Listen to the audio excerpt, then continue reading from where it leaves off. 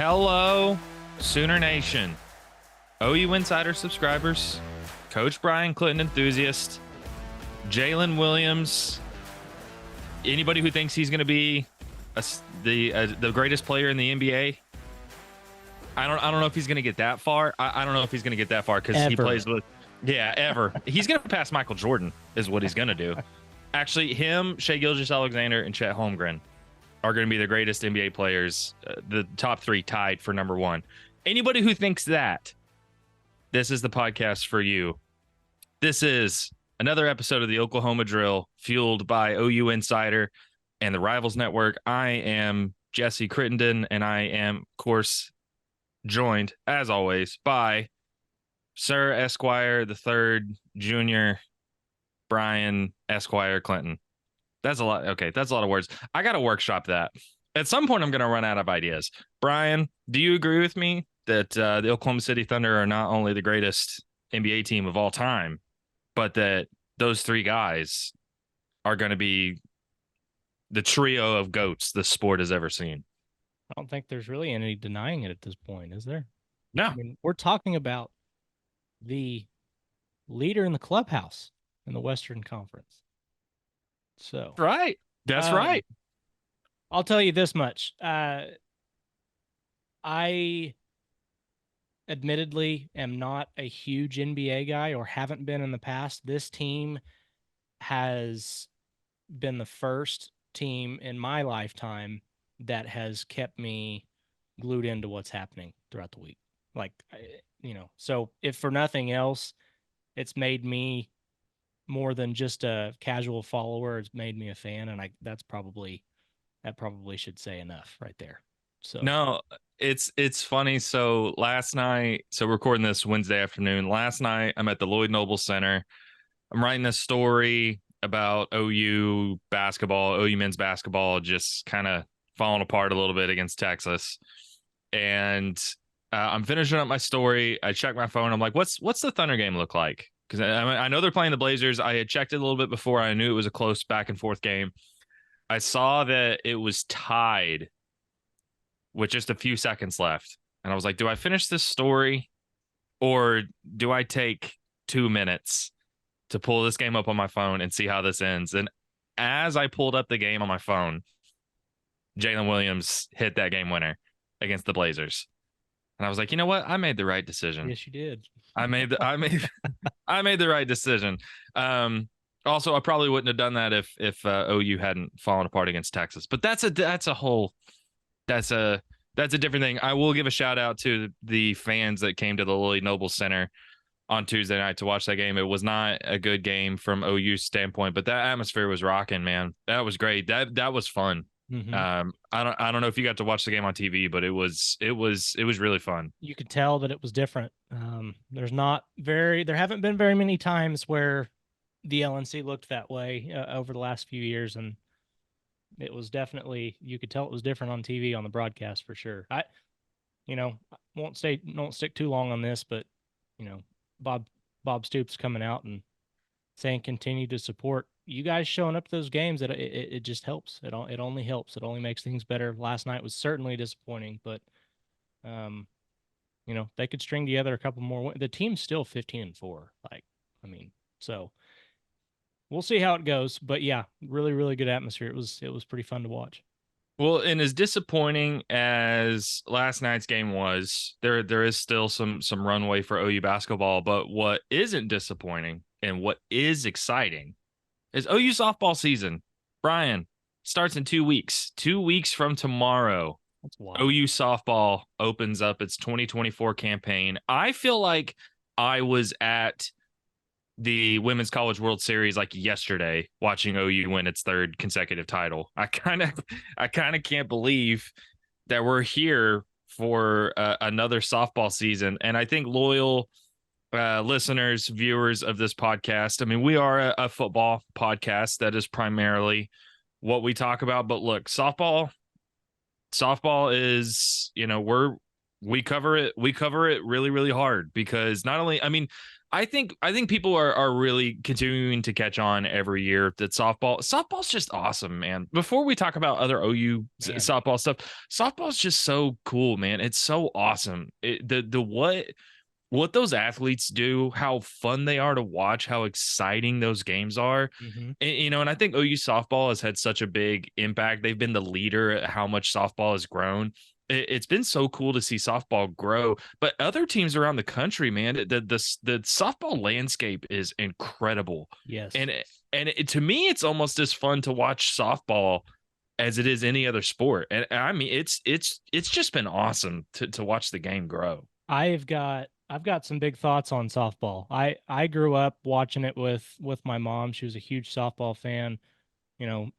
Played all through high school and did some rec league stuff after that. And um, she loves it, and I loved it naturally just watching it with her. But over the last half decade, softball at the college level has literally blown up. I mean, it's become this huge thing, and I think that they've found a niche where people that don't religiously watch basketball, or people that are looking for something to keep them entertained, they fall to softball. And it's, I mean, it is faster paced than baseball.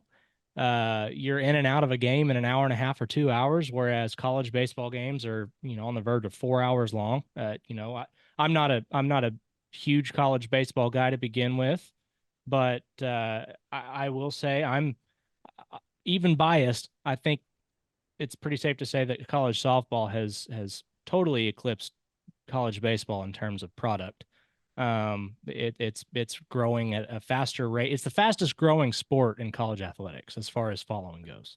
Well, it's And closing in on basketball too. yes, It yes. is. Well, and my very first experience uh watching an Oklahoma softball game was actually uh in Oklahoma City. It was there at Hall of Fame Stadium, very first one that I ever watched. And coming into it, I didn't know really what to expect or what to think.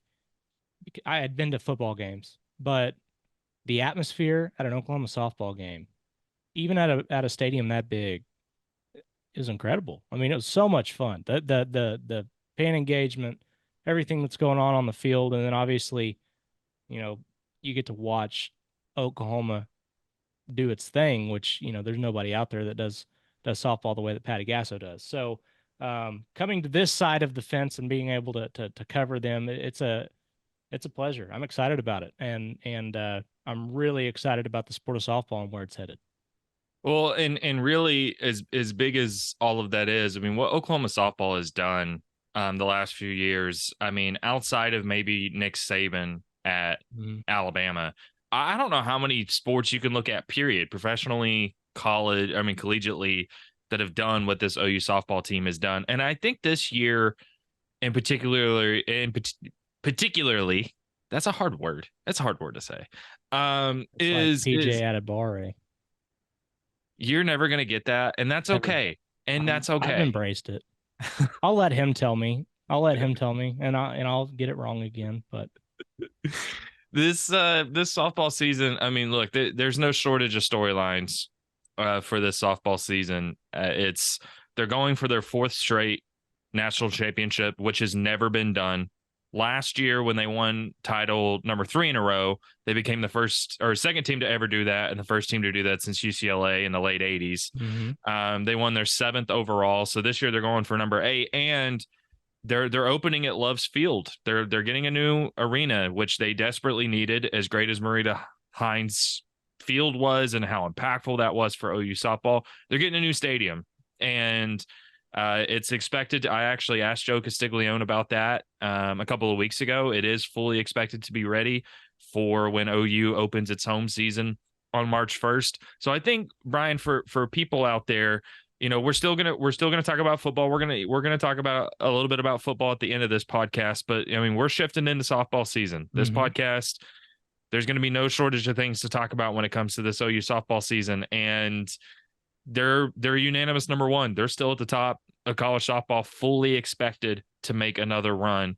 and it gets started in 2 weeks, man. And so I think while, this isn't the full OU softball season preview yet, because we still have a few days.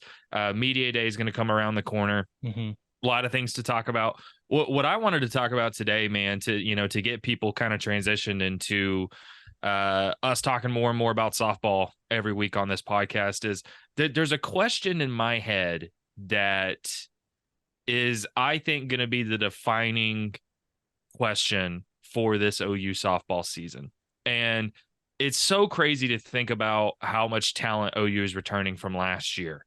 It's crazy. I mean, their offense is basically still intact. They're going to be dominant. However, my question, Brian, is, can OU replace Jordy Bahl? That's the question for me. And obviously, I think softball is big. I mean, I think OU football fans, basketball fans, OU fans in general have started to really keep up with softball. So there's not anybody out there that doesn't know what I'm talking about. But if you don't know, Jordy Bahl spent 2 seasons with the Sooners, established herself as probably the best pitcher in softball, was just such a humongous part of OU softball winning its 3rd consecutive championship last year. And then within a few days of OU celebrating that title, she left. She entered the transfer portal. She went to Nebraska. She grew up near Nebraska, grew up a Nebraska fan. It's a returning home of sorts. And I think it shocked everybody. I think it shocked a lot of people that she did that. But Brian, the reason why this is lingering is because, as talented as this OU softball team is, and good Lord, is it talented up and down the roster, it's talented. Last year was pretty interesting because Patty Gasso, the last few years, has established this. She doesn't like to overly rely on one pitcher. Right. And last year, OU had this 3-headed monster in the circle with Jordy, with Nicole May, with Alex Storako. But when the going got tough late last year, Brian, it was the Jordy Bahl show. Oh, yeah. And there's a reason why she won Women's College World Series MVP. And in 24 innings in the Women's College World Series, she gave up only 12 hits, no runs. She was just, and I think as dominant as we think of OU softball, and they were, I mean, they went 61-1 last year. They've won 3 championships in a row. They faced some real adversity last year. And I think people overlook how much, whether it was Clemson in the Super Regional, whether it was Stanford at the Women's College World Series, even that second game against Florida State to seal the win, they were down 1-0 in the 4th inning. Yep. They really leaned on Jordy Bahl because the offense, as explosive as it had been all year, struggled a little bit comparatively. Yeah. And I don't know if OU softball wins without Jordy Bahl absolutely dominating in a circle. So that's, and let's get into what they've kind of done during the offseason, what their pitching staff looks like. But to me, that's the question, Brian, is, can this team replace how impactful Jordy Bahl was for this team the last 2 years? Yeah. And I think that the first place you have to start is losing Jordy Bahl, because the vast majority of the people that probably listen to this podcast obviously are going to come in with a football mindset. Losing Jordy Bahl is like losing Caleb Williams. You lost the best player in the sport. Like, I don't think that that's going out too far on a limb. She's incredible. I mean, that there were times last year. I'm trying to remember. Was it against Clemson? She came in. No, it was actually in the Women's College World Series and I believe it was against Florida State, where she pitches the inning. She then pinch runs and ends up rounding third and getting home on a tight play that somebody else probably doesn't make, because she's just that kind of athlete. And is able to get in and give Oklahoma, I believe it was the go-ahead score. And it's like, there's just not very many athletes out there that can do something like that. So with that being said, 1 for 1, you're not going to replace her. You're just not. I mean, if you were to go out and get Kennedy and Jari Kennedy from Stanford, I mean, maybe that kind of replaces production 1 for 1, but she's still what she offers, not just as a pitcher, but at the plate and as a runner, and the consistency with which she pitched. I just don't know that you're going to replace her one for one. Now, I will say I don't think Oklahoma could have done a better job with replacing what they lost than what they did, because the haul that they had, particularly in the circle, was wild. Like, very, very good. And I don't know how you want to go about breaking this down, but Peyton Monticelli and Carly Keeney and obviously Maxwell, Oklahoma State's best player to come through there in several years, two-time All-American. You have a staff that already had Nicole May coming back. You've got SJ Gurin, who nobody has really gotten a chance to see, but she's an incredible left-hander. And then, you go through the list of players that Oklahoma's got in the circle to mess with, that are to use, and Kirsten Deal is one that hasn't even been mentioned yet. So like there's this incredible staff that Oklahoma has at its disposal. I think somebody needs to come out and prove themselves the alpha in that group. I don't know who that's going to be. I'm assuming it would be May, just considering how long she's been around. But, um, there are plenty of arms. There's plenty of talent. And when it comes to the people that they added in the portal, man, they got some good names and some young players that can come in and really help them out. So it's exciting. Roses are red, violets are blue. Trim your balls, and your date will thank us too. What's up, fellas? Valentine's Day is knocking, and Manscaped is the remedy for what the love doctor ordered. His prescription? The all-new Performance Package 5.0 Ultra, designed to elevate your grooming game and shine like the heartthrob you are. Join the 10 million men worldwide who trust Manscaped with our exclusive offer. Go to manscaped.com to snag 20% off plus free shipping with code OUinsider.com. The Performance Package 5.0 Ultra also comes with their brightest LED spotlight yet. It's brighter than your best romantic smile, perfect for precise grooming, even in the trickiest spots. Oh, it's waterproof too, making shower shaves a breeze. But hey, that's not everything the Love Doctor ordered. This package also features the Weed Whacker 2.0 nose hair trimmer, Manscaped's liquid formulations, and 2 free goodies: the Shed Travel Bag and Boxers 2.0, because comfort is king for all my dogs. Get 20% off and free shipping with the code OUinsider at manscaped.com. That's 20% off with free shipping at manscaped.com, and use code OUinsider, because your grooming upgrade awaits, ready to charm your Valentine's Day dates. No, it is. And so that's, to me, that's kind of where the discussion is it's crazy that OU can lose a player like Jordy Bahl and still be unanimous number one heading into the season, and rightfully so, with how much talent this team has. And the pitching staff in particular still has talent. And if you look at how this team handled last year, Patty Gasso basically gave Nicole May, Alex Storako, and Jordy Bahl, she basically split the playing time about as equally into thirds as you possibly could. And all three of them had incredible regular seasons. They were top 10 in essentially every statistical category you can think of: ERA, strikeouts, batting average. I mean, it was crazy what they did. What I think was interesting was, again, I think Patty alluded to this last year. They did not want to play Jordy Bahl as much as they did in the Women's College World Series down the stretch. I think she wanted to continue that approach, but Jordy just, I think the other two struggled just a little bit, and Jordy was just not allowing a run in 24 innings at the Women's College World Series is just incredible. It's just nuts. Yeah. I think sometimes stuff happens so quickly, it's easy to blow past something incredible. That's just incredible. It just is. Yep. But like you said, there's not a 1-for-1 replacement, but it's clear that what this coaching staff did during the offseason and the transfer portal, they clearly wanted to add depth, because again, Patty's mindset's not going to change. She's gonna cycle in a lot of these players. to me, I think it's and you mentioned everybody that's on that pitching staff. What I'm curious to see is not only how much run do they all get, but yeah, I think it's who's going to establish themselves as maybe the go-to player.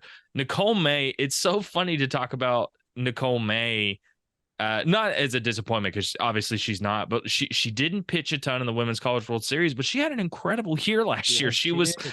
she was 2023. She was on the All Big 12 first team last year. Her ERA was 0.91, which is just I mean, she threw 130 strikeouts in 107 innings. It's just insane what she did.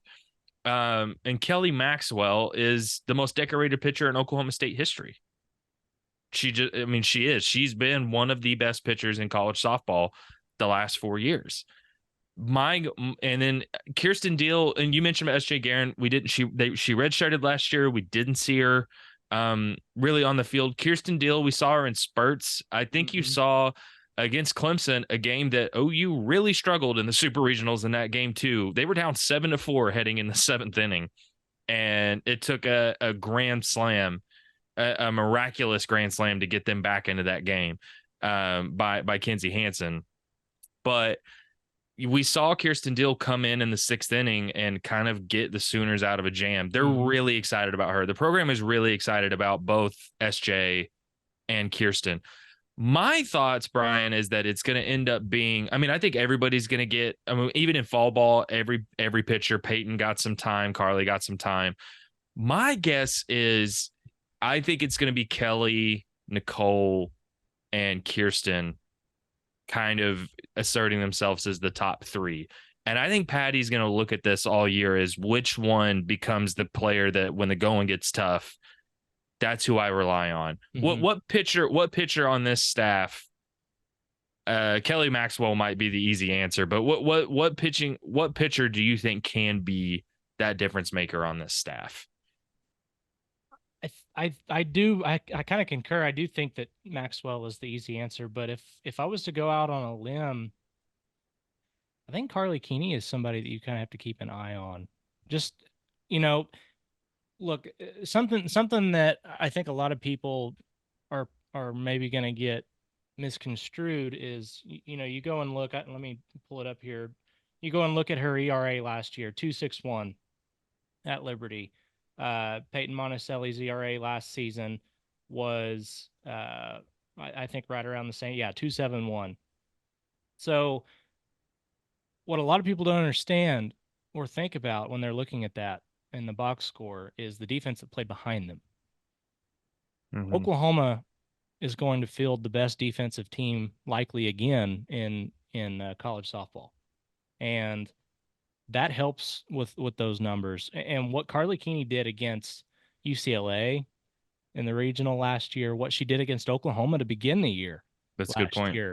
Was really impressive. And I think with the defense behind her, that's somebody that you could see really break into that mold as a dominant pitcher. But yeah, Kelly Maxwell, look, I don't know that there, maybe outside of Montana Fouts, I don't really know that there's somebody that was leaned on as heavily over the last couple of years as Kelly was at Oklahoma State. Obviously, last year, name is slipping my mind, Oklahoma State's pitcher that transferred in from Alabama that took over for him there towards the end. Either way, yeah, I'll look it up in a second. But either way, Maxwell is, as you said, the most decorated pitcher in Oklahoma State history, and now she has a chance to be part of a real staff, like a staff that can really take some of that pressure off of her. So if she can get back some of that juice, for lack of a better term, that she had in the 2022 Women's College World Series that seemed to be missing at times last year, I mean, the sky's the limit again. There's no reason why this team can't lead the country in ERA again. So, yeah, it's an incredible group, and I think if I was to lean into your answer, yes, it would be Kelly Maxwell, but Carly Keeney's somebody to keep an eye on. That's a good point. And look, just to illustrate this point, and this includes This includes the postseason where Jordy Bahl ended up pitching a lot more than both Storako and May. So Bahl pitched 147 innings. Nicole May pitched 107. Alex Storako pitched 103. So, I mean, she played those three about as equally as you can. Without Jordy and without Storako, which is a big miss. That Storako, not having Storako as a depth piece. I mean, you're having to replace two of your three top pitchers. Yep. In a system where Patty's not going to throw somebody out there to throw 200 pitches in the regular or 200 innings in the regular season. Right. It's not going to happen. Nope. It's just not. She's even talked about, she's learned if you run somebody into the ground in the regular season, you'll pay for it. Yep. And that's why I don't think they were not comfortable throwing Jordy out there as much as they did in the last few games of the season. They had to. Yep. That's how good she was. So now you're having to replace two of your top three pitchers. I mean, Kirsten Deal pitched 27 innings last year. So, I mean, really, it was those top three. I think that's going to be one of the more fascinating things to see this season. What ends up happening? Does she do all six get a decent chunk of the playing time? How much do you see that grow during the season? And you mentioned it, man. Like I said, my thought is it's going to be Nicole, Kelly Maxwell, and Kirsten Deal. But man, we haven't even seen SJ Guerin. She was a highly recruited player. Oh yeah. Peyton Monticelli, I mean, from Wisconsin, she was a really good player there. Carly Kenny from Liberty, she was a good player there. Basically this team has 6 quality pitchers on the staff, and there's not a whole lot of playing time to try to get all 6 players in the circle, man. Well, and that's tough. I think, as crazy as it sounds, I think the biggest concern with that is at what point do they have enough? Because you get in a groove as a pitcher. Like that's part of, you need those innings to really get into your groove and get the kinks worked out and have some things to look at when it comes to game time and evaluating and give the coaching staff something to look at. I don't know. I mean, I do think you have quality depth, maybe even more so than you did last year, which is like, I feel like I keep saying that because I talked about that within circles of friends last year, that, you know, as good as the team was the year before, the narrative was, well, Jocelyn Olive's gone, so, you know, Oklahoma's going to fall off. Well, I mean, all they did was get better. They won 53 games in a row to end the season, and we haven't even talked about that. Like, that's just how ridiculous this team's been. So I don't know. It's going to be really interesting. Yeah. I don't know how you really balance 6 legitimate talents in the circle, but if there's anybody out there that's going to figure it out, obviously it's Patty. Well, I think all of this is to say that a bunch of things. One, again, it's crazy. You can lose someone like Jordy Bahl and still be number one. But 2, it's pretty clear to me that Jordy Bahl's departure was seismic. And therefore, I think Patty Gasso's approach was, I mean, Kelly Maxwell has been one of the best pitchers in college softball, bar none, the last several years. But it's clear to me that Patty's mindset was, okay, we need to replace her in the aggregate. Yes. And we need to I think this team, even without Jordy Bahl, has the deepest pitching staff in college softball.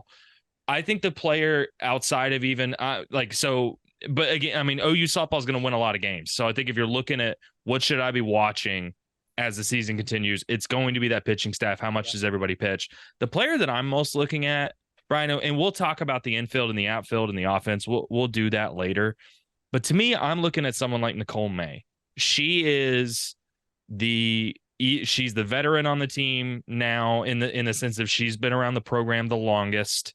Out of all those pitchers, she was incredible in the regular season.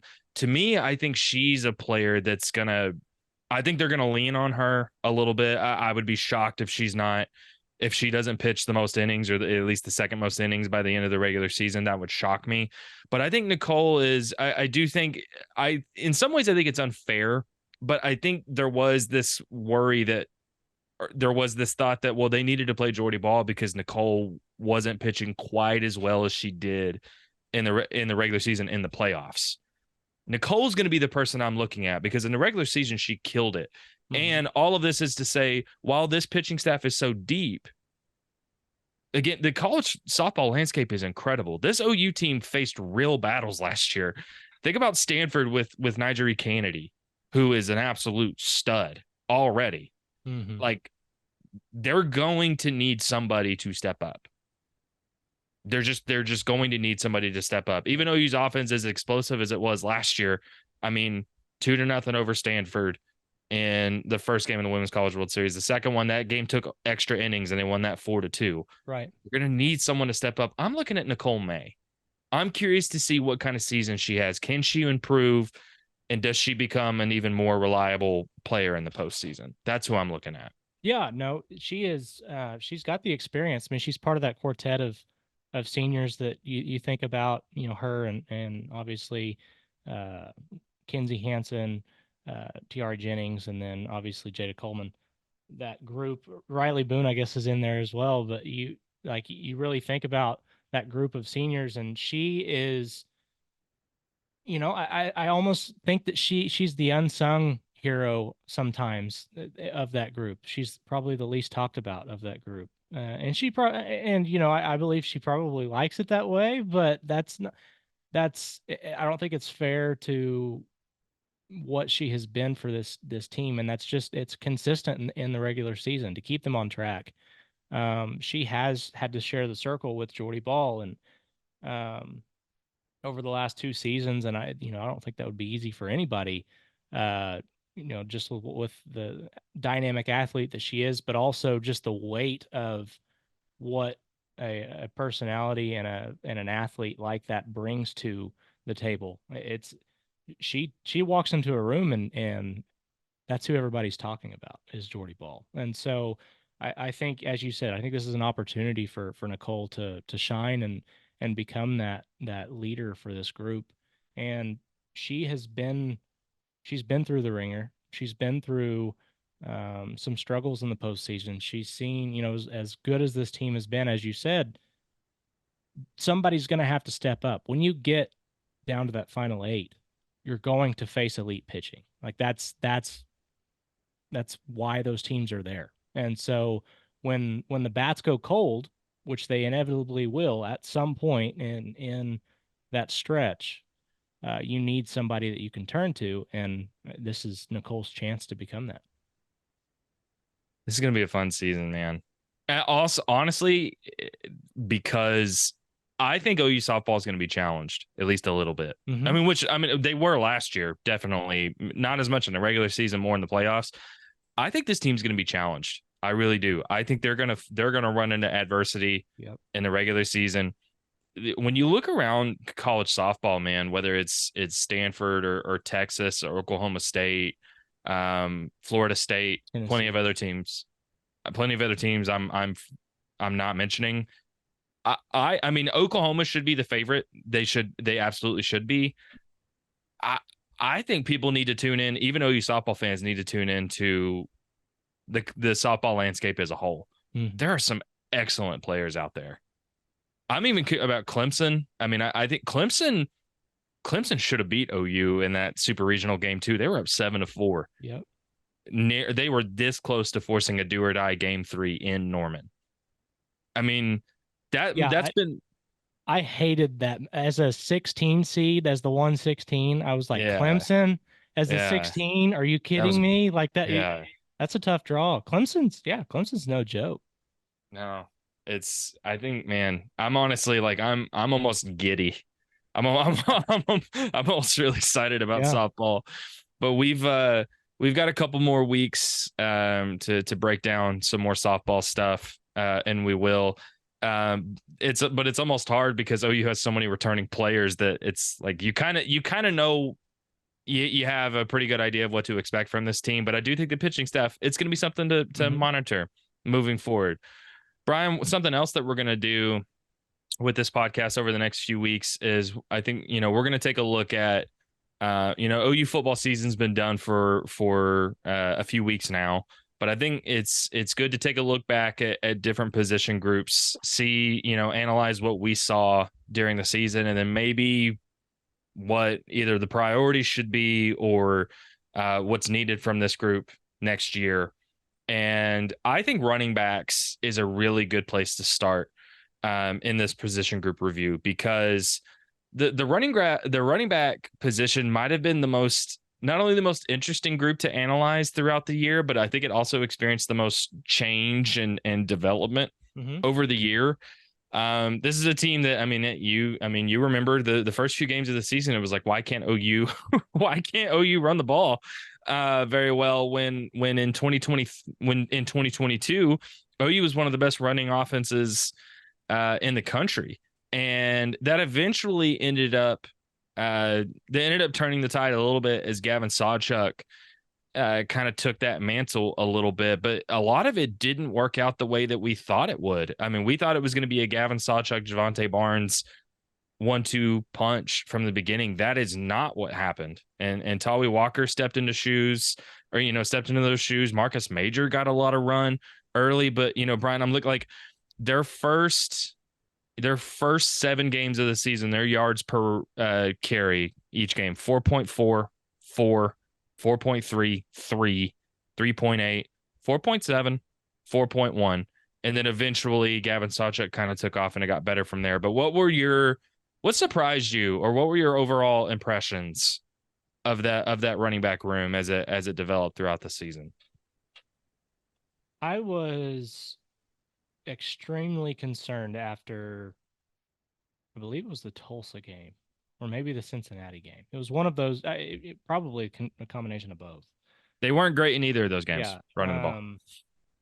I was concerned with where the room was at. And, as Brandon alluded to several times, Gavin was not in game shape. He had been dealing with the hamstring issue, and you know, Javante Barnes coming off of foot surgery and getting himself back right and dealing with other issues.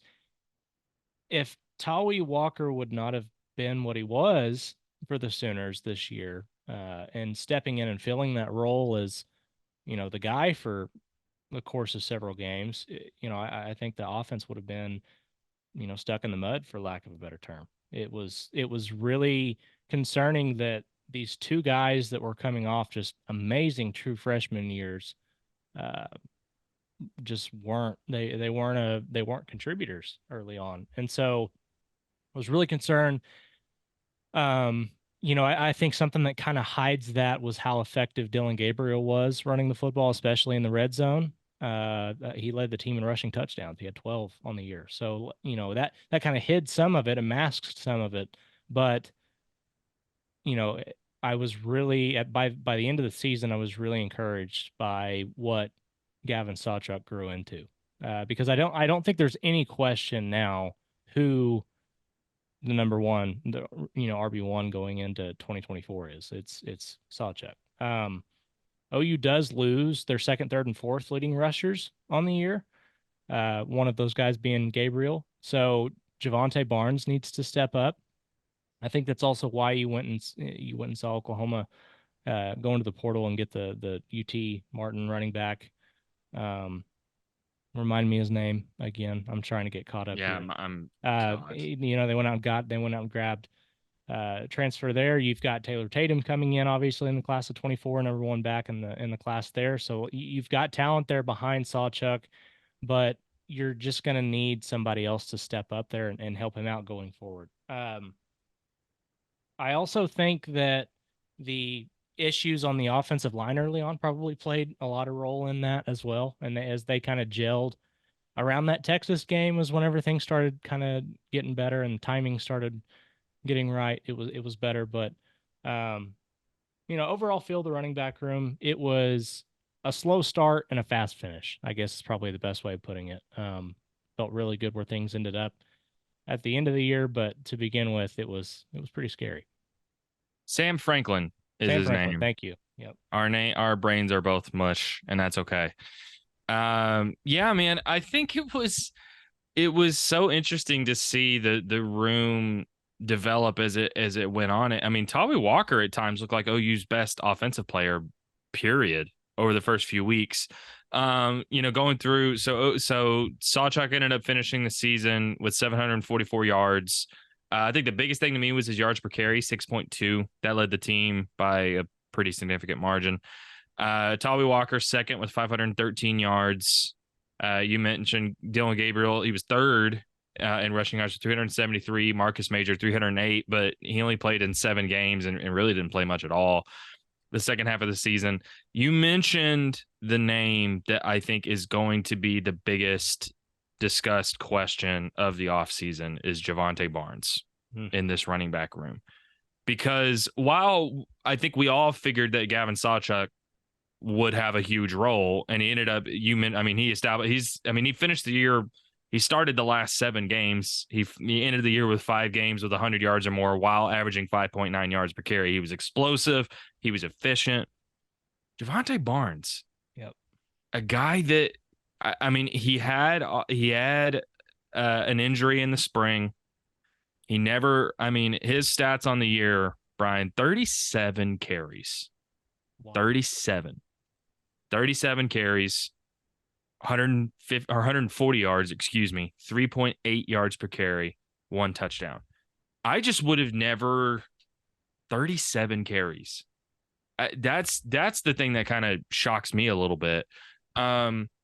I think there was some concern about not only that foot injury in the spring, but I think there was some other stuff going on too. From what I had kind of been told. He barely even saw the field at all over the second half of the season. He did not register a carry in the Alamo Bowl against Arizona. That really surprised me that he didn't get a carry.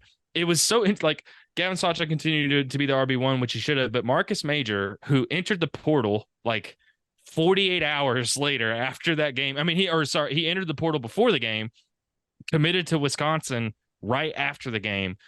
I was surprised they gave him carries. I don't know what all was going on behind the scenes there, but I was really surprised. Javonte Barnes looked good in the open practices that we got to see before the game. I was really surprised he didn't get a carry. It is so hard to project. It's hard to analyze his season, and it's hard to project what his role is going to be moving forward. Can you confidently say he's going to be the number 2 guy next year? I can't. I can't. No way. That is, I think, as you put it, and I'll just double down on that. I don't think that there's a player on Oklahoma's roster who this off season is more important for than Javonte Barnes.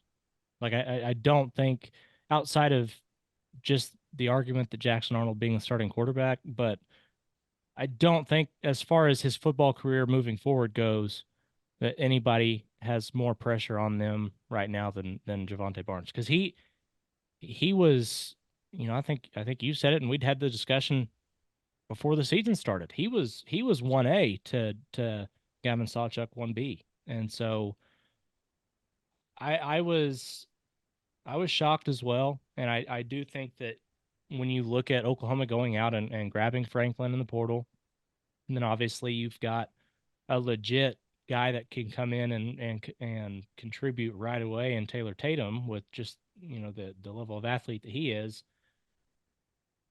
Who knows? Javonte Barnes is going to have himself one heck of an offseason and remain healthy if he's going to contribute in that room, because the amount of talent that DeMarco Murray has in there to work with just continues to get better and better. And even though it was a struggle last year, Caleb Hicks is another guy that nobody's talking about, and he made noise in spring and made plenty of noise in fall camp last year as well. That's a guy that has all the intangibles to be somebody that helps out. So if Javonte Barnes does not have the best offseason that he's had to this point in his career at Oklahoma, he will fall down the depth chart quickly.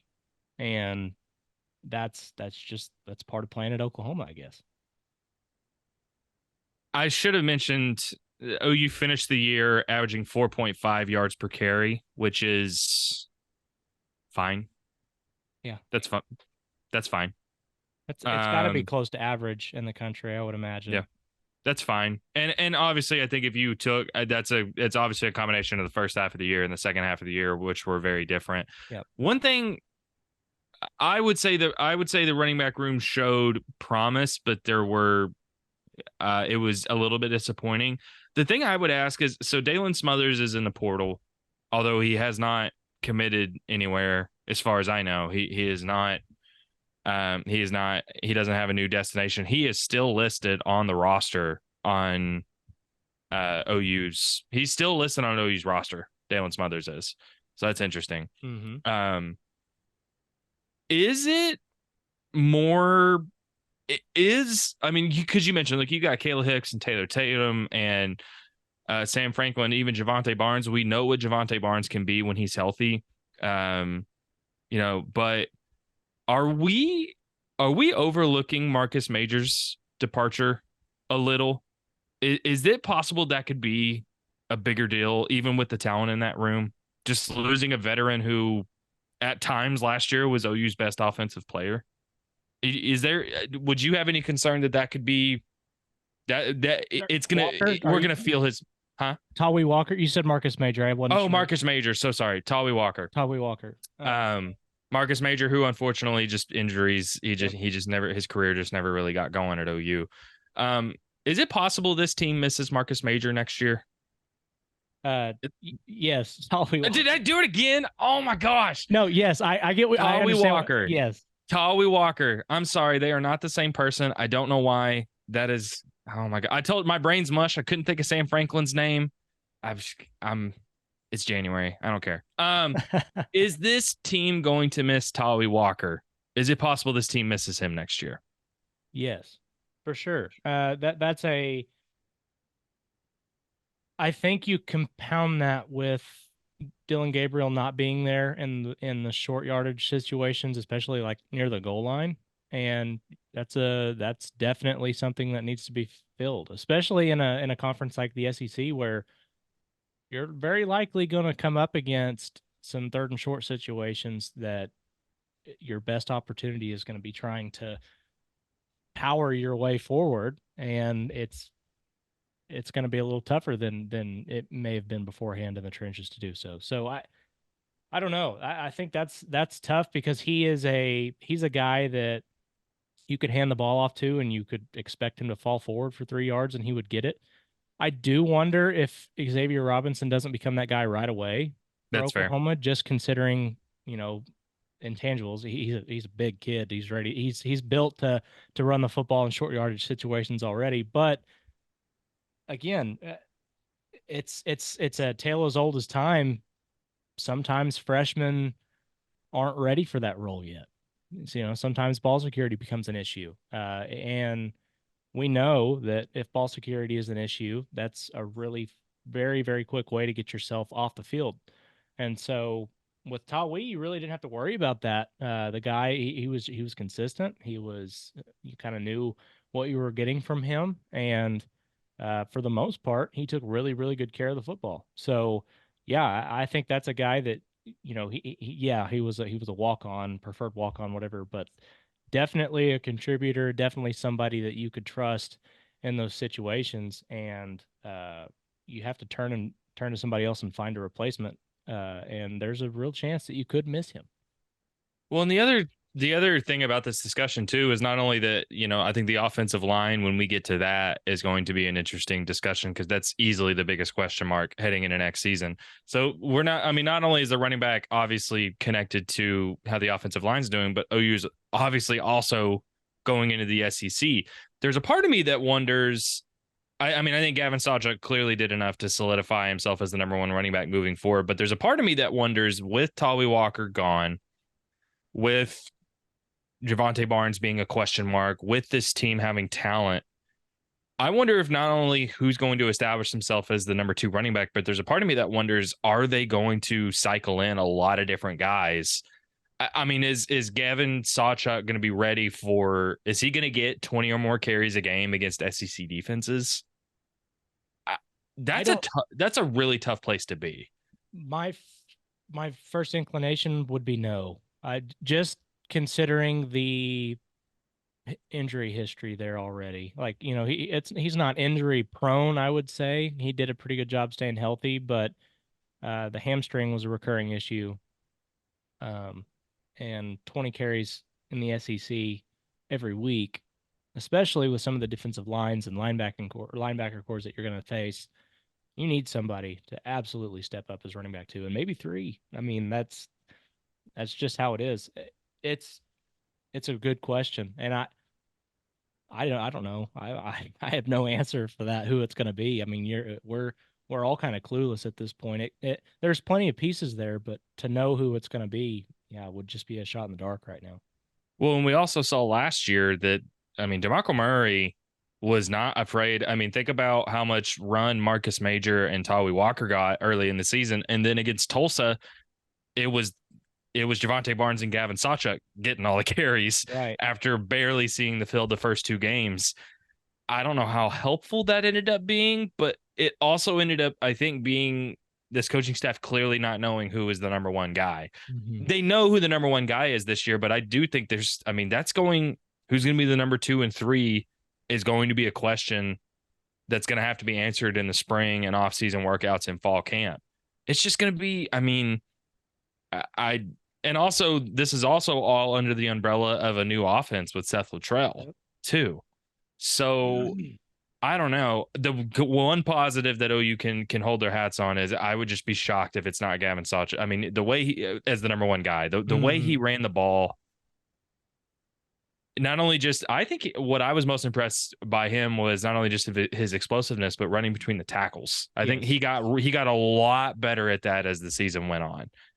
I think we saw him as like this explosive, get outside the box run. I thought his vision inside the tackles and being able to take punishment really improved as the season went on too. Yeah, one of the things I noticed quickly, I did a field vision video specifically on Gavin, and as the season progressed, some of that explosiveness as far as his jump cut ability, which is something that's something he really leans on, especially in those inside runs. It really started to take form again with what we saw from him. It looked like what we saw from him against Florida State last year. So his ability to do that and to see things inside the tackles was really, really big. And I think that's going to be big for Oklahoma going into next year because, as you just mentioned, Seth Luttrell is going to have a new offensive scheme. It's a lot of the same principles, but given what Oklahoma has put on the roster this offseason, particularly at tight end, I think is going to affect a lot of those things. You're going to see a lot more 12 personnel, like 2 tight end set stuff, which is going to be beneficial for whoever's back there running the football. You've got another guy in the box to help block things up. So, I think it'll be beneficial. It'll be really good. But yeah, Taylor Tatum's got to come in, or Javante Barnes has got to figure it out, or maybe it's Sam Franklin. But somebody is gonna have to be able to spell him, to spell Gavin, because it's a grind. That schedule is going to be a grind, and you're going to absolutely need somebody to back him up. Yeah, absolutely. It's going to be interesting to see. We will be back, Brian, next week to talk more about OU softball, to do another position group review, basically a softball football podcast. First one out there. Nobody else does it, or if they do, they don't do it like we do. That's what I'm going to say. But hey, softball season right around the corner, still plenty to analyze. But OU football season, basketball season, even as tough as OU Texas was, as tough as that game was Tuesday night, there's still a lot ahead of them. They got another challenge on Saturday against number 20 Texas Tech. So much stuff going on. Junior Day is coming up in just a couple of days, actually. There's so much content, so much stuff to break down over at ouinsider.com. Head over there if you're not a VIP subscriber already, or if not, make sure to like and subscribe on the OU Insider YouTube channel. You can find Brian and I every Thursday on the Oklahoma Drill talking about all things OU softball, some OU football talk in there. You can find me and Brody talking about OU basketball on the In the Paint show. You can find Parker and Brandon talking about everything recruiting on the Under the Visor pod. Plenty of stuff you're not going to want to miss out on. Until then, we'll be back with some more softball talk next week on the Oklahoma Drill.